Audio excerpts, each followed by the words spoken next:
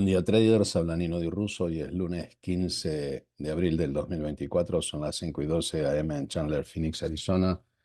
Las 9:12 en Buenos Aires, en Nueva York, 1 hora menos, 8:12. Falta 1 hora 18 minutos para la apertura de los mercados. Vamos a empezar el briefing de hoy analizando el cierre de los mercados el pasado viernes, en el que después de la presentación de los bancos, los grandes bancos americanos, el mercado no le gustó los resultados ni el guidance, y eso hizo que la volatilidad subiera un 16,10%, y de alguna manera ocurrió lo que veníamos anunciando hace bastante tiempo.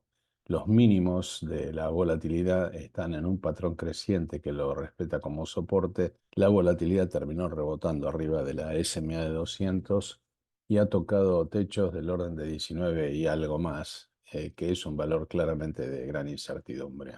Esto ocurre en un contexto en el que se produjo un ataque de Irán a Israel. Esto lo que ha hecho es complicar aún más las cosas, configurando un nuevo agravamiento del conflicto bélico en Medio Oriente. En ese sentido, SPY el viernes bajó el 1,38%. De todas maneras, la buena noticia es que hizo pie en niveles de Fibonacci y en la SMA de 50 donde rebotó. En el caso del resto de los índices, esto estamos hablando del día viernes, el Nasdaq también hizo pie en la SMA de 50 con una baja del 1,59%. Por otro lado, de las empresas industriales, Dow Jones, una caída más que notable, 1,21 abajo, debajo de la EMA 8, en una falla típica de Blue Eyes, y empezando a estar completamente exuberante cerca del RSI de 20 o de 30. Fíjense, el MACD se está enterrando en una jornada que ocurrió con bastante volumen.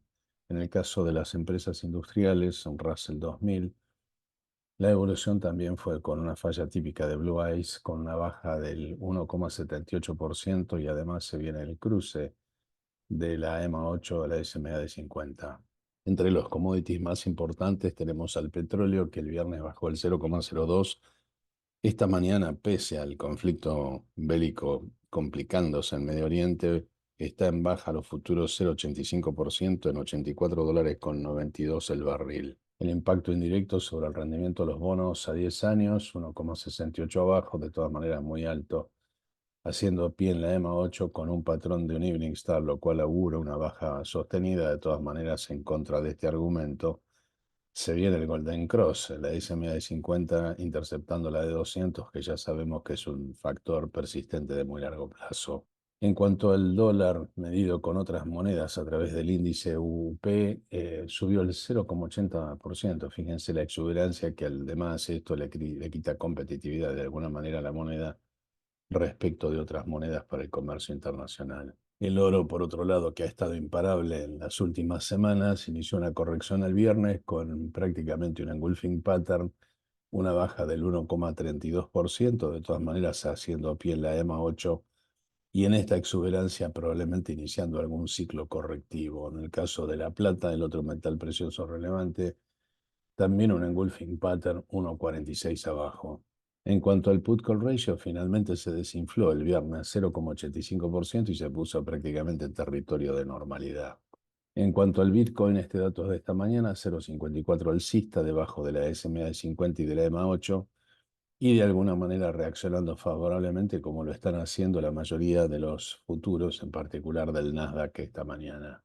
En cuanto a Ethereum, también este dato es de esta mañana, 2,56 arriba en $3.239. Por otro lado, las empresas argentinas, Grupo Galicia, 0,54 abajo, también muy exuberante, fíjense. De todas formas, está arriba de la EMA 8. Todo esto va de la mano de un riesgo país declinante, en principio porque despierta credibilidad el programa argentino. En lo que se refiere a YPF, 2,04 abajo, haciendo pie en la EMA 8. Las empresas que explican la mitad del comportamiento del Nasdaq, empezando con Amazon, 1,54% abajo, arriba de la EMA 8. En el caso de Meta, que es ex Facebook, la evolución el día viernes fue rompiendo la EMA 8, 2,15 abajo. De todas maneras, se está navegando con mucha seguridad arriba del soporte de la SMA de 50. En lo que se refiere a Microsoft, la empresa más grande del mundo, abajo de la EMA 8, 1,41% abajo. En el caso de Netflix, el gigante de los entretenimientos, la evolución el viernes fue 0,95 abajo, literalmente peinando la EMA 8. En el caso de Google, un Shooting Star 1.05 abajo, pero también manteniendo el soporte crítico de la EMA 8. En el caso de Apple, el gigante de la manzanita de Wall Street, 0.86 arriba, está tratando de testear la SMA de 50 sin poderla trascender debajo de la SMA de 200, con el optimismo que despertó el nuevo chip M4 para las nuevas computadoras apto para inteligencia artificial. Por otro lado, Tesla, el viernes 203 abajo, peinando la EMA 8 debajo de la SMA de 50 en un proceso de consolidación lateral. Lucid, el fabricante de autos eléctricos de lujo, también no termina de hacer pie, 0,40 abajo, un penny stock en $2.49. En el caso de NIO, 7,85 abajo, y fíjense, $4.11 también en el mismo camino del convertirse en un penny stock. En cuanto al ETF que miramos habitualmente, tenemos a Soxel, el ETF apalancado de los microchips, 9,37 abajo y de una rompió la SMA de 50 y quedó debajo de la EMA 8, así que atención con esto. Los máximos están declinantes, está manteniendo ligeramente un soporte alcista, configurando un banderín y ya sabemos que el banderín se resuelve hacia abajo o hacia arriba con la misma probabilidad, así que mucho cuidado con eso. De todas maneras, por ahora está respetando el pullback en los soportes críticos de Fibonacci. Por otro lado, las biotecnológicas, Labu hizo pie en la SMA de 200, 10,36% abajo. El ETF de innovación de Cathie Woods en caída 3,51 abajo, debajo de la EMA 8, haciendo soporte en la SMA de 200. Y finalmente tenemos a Macy's, que terminó rompiendo la SMA de 50, que prácticamente se está quedando plana, con una baja del 3,16%. Las bolsas europeas de buen humor, en general todas alcistas, en lo que se refiere a Asia y Pacífico, al revés, bajista, con bastante mal humor en los mercados.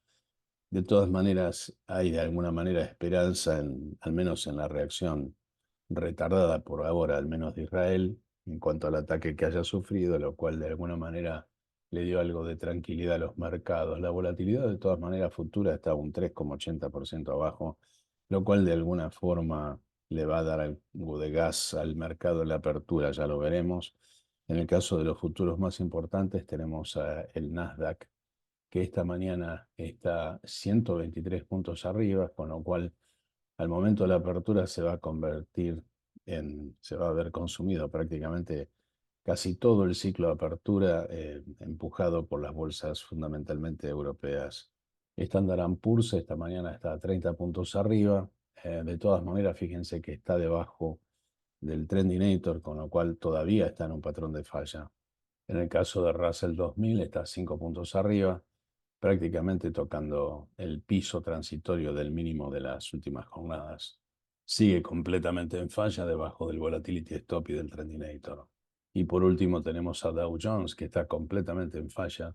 Esta mañana 227 puntos arriba, pero fíjense esto, está debajo del Trendinator, del EMA 3, del EMA 8 y del Volatility Stop. Así que mucho cuidado con esto, que en principio la EMA 17 se convierte en una resistencia natural de difícil trascendencia. Comienza una semana con escasos datos macroeconómicos, a excepción de la venta minorista en el día de hoy. En el día de mañana, lo más relevante es la conferencia de prensa que va a dar el presidente de la Reserva Federal, Jerome Powell, a las 1:15 hora del este. El día miércoles veremos los inventarios de petróleo. El día jueves veremos el índice manufacturero de Filadelfia. También veremos las expresiones de Williams, Bowman y Bostic, que son referentes de la Reserva Federal. También veremos las ventas de casas de segunda mano, también los subsidios al desempleo, y el viernes va a ser un día muy tranquilo. En cuanto a los earnings de las empresas que se publican esta semana, lo más importante ya comenzó a ocurrir con Goldman Sachs antes de la apertura de los mercados, lo mismo con Charles Schwab, MT Bank, Guaranty, Caliber. En el aftermarket veremos también más bancos: First Bank, Spire, Busic, Dragonfly, Skillsoft.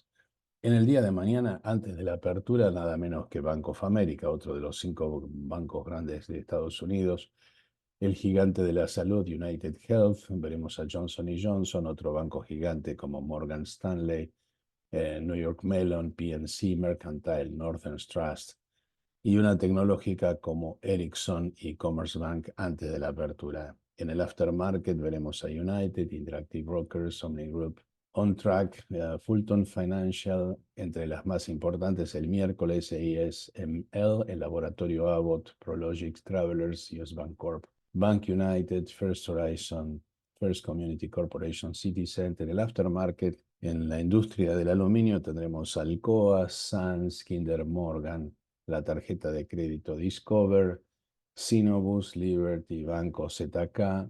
El día jueves veremos TSMC, Nokia, KeyBank, Dr. Horton en lo que es la industria de la construcción, Elevance Health, Alaska Airlines, otra línea aérea, Infosys, Texas Capital Bank. En el aftermarket veremos un gigante del Nasdaq como Netflix, Intuitive, PPG, Provident, Bladex, Independent, y el día viernes nada menos que la tarjeta de crédito American Express, Procter Gamble.